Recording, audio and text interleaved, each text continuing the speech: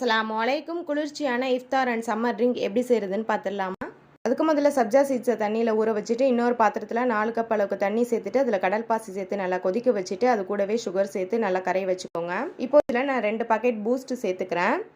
இப்போ இதை வடிகட்டி நம்ம செட் பண்ண வச்சிடலாம். இன்னொரு பாத்திரத்தில் 1/2 லிட்டர் அளவுக்கு பால் சேர்த்துக்கோங்க. பால் நல்லா காஞ்சதுக்கப்புறமா பாயசத்துக்கு சேர்க்குற சேமியா சேர்த்துக்கோங்க. இப்போ இதில் தேவையான அளவுக்கு சுகர் சேர்த்துக்கோங்க. நல்லா கரைச்சி விட்டுக்கோங்க. அந்த சேமியா நல்லா வெந்ததுக்கப்புறமா இப்போ இதை கீழே இறக்கிட்டு 2 பாக்கெட் பூஸ்ட் 2 பாக்கெட் பத்தலைன்னா நீங்கள் 4 பாக்கெட் கூட சேர்த்துக்கோங்க. கலர் நல்லா சூப்பராக வரணும். இதை நல்லா சூட்டோடையே சேர்த்துட்டு நல்லா இந்த மாதிரி மிக்ஸ் பண்ணி விட்டுக்கோங்க. இப்போ இதை ஃப்ரிட்ஜில் வச்சு எடுத்துக்கோங்க.